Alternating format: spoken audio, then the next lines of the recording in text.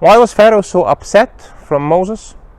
And what is the relation of this to the meaning of submission to God? And what is the relation of all of this to the religion of Islam?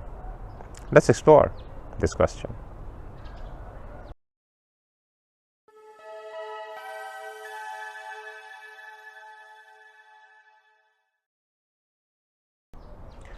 Good day, everyone. The Pharaoh of Moses had absolute power, but he had a dream that terrified him. He saw one of the newborns of Israel destroying his kingdom, or taking his throne from him. So he was oppressing the Israelites before that, and even more after that. When God made Moses a prophet, he gave him 2 signs, and those 2 signs had very specific significance with the pharaohs.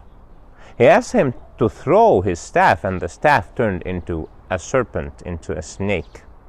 And we all know what snakes are for in the ancient Egyptian civilization.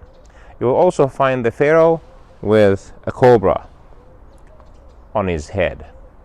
It signifies that he is royalty. He also told him to put his hand under his arm and get it out, and then his hand will shine with white light. He told him to go to Pharaoh and tell him to repent and follow God's religion and deliver to him the people of Israel. But when the Pharaoh asked him for signs of prophethood, he threw his staff, which turned into a serpent, and he showed him the hand which shined, and Pharaoh was terrified even more. It was a message that is directed to Pharaoh directly. It is this person, this man from Israel, telling him that he's a prophet. He doesn't have a statue of a serpent. He doesn't have a toy serpent. He's not making a magic trick about a serpent. He is showing him he has the real serpent. He has divine authority. And just like the pharaohs will sit on the throne and will have in their hand a scepter, signifying that they have the power and control in their hand, he does not need an artificial scepter. He does not need a symbol of a hand. His hand shines by divine power. He has the power of God's law in his hand. Pharaoh understood the message immediately. Obviously, Pharaoh was a very smart person. And then Pharaoh said, "Are you seeking a Lord other than me?" Pharaoh looked to his subjects and said, "I am the king of Egypt, and look at those rivers flowing beneath me." Pharaoh understood that what Moses was preaching was not just a religion that will sit in somebody's bedroom prayer times. It was a religion that is here to rule. And acknowledging this prophet means that he, as Pharaoh, just like his subjects, will have to submit to God's power and follow God's law, not Pharaoh make-believe laws. And this drove Pharaoh mad.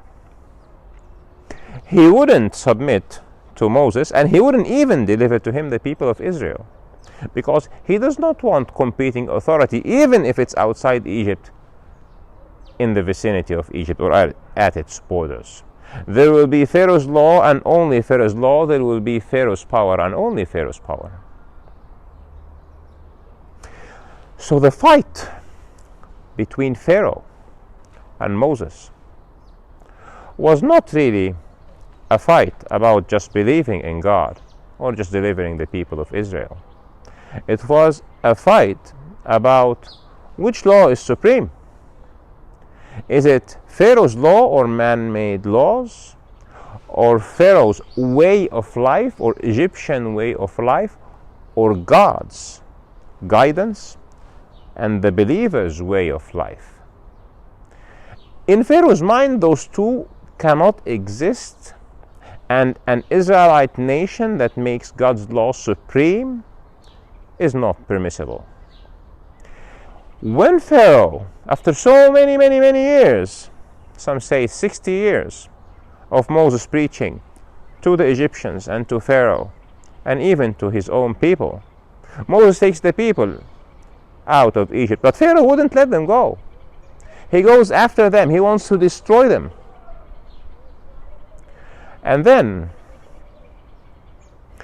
when you put yourself at the brink of this decision, that it is either you or God's law, and you stop others from living the religious way of life the way they want, you become an oppressor.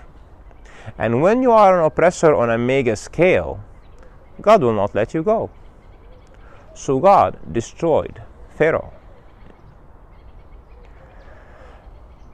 It is obvious that the Israelites have understood the lesson, and they hang tight to their law, at least the religious ones of them.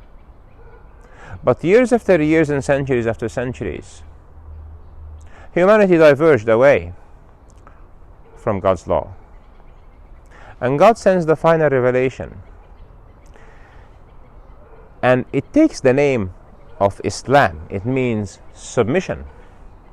So even the name of the religion itself has the title that is the essence of God's religions since Abraham and before Abraham, since Noah and since Adam, peace be upon them all. And the essence of God's religion is submission to God's guidance and God's law. So if you want to know God, if you want to be a believer in Allah,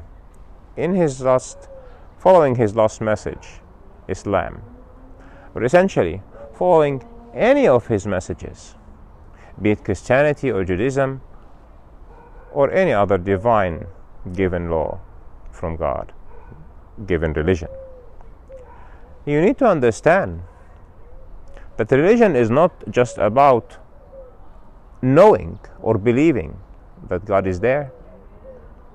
It is about knowing that He is the Lord, and the power rests in His hand, and He has sent this power down in the form of a law in a religion for you to follow the guidance. And this is the choice that you take as a religious person: to lead your life walking the path of God's law and God's guidance in righteousness and in piety. And this is where the reward, when the road ends, when you go back home to God, is that you will join Him in paradise, whereas there is no more law or obligation, because you have chosen to be on His way. You have chosen to be in His presence in this world, so you will be in His presence in the hereafter.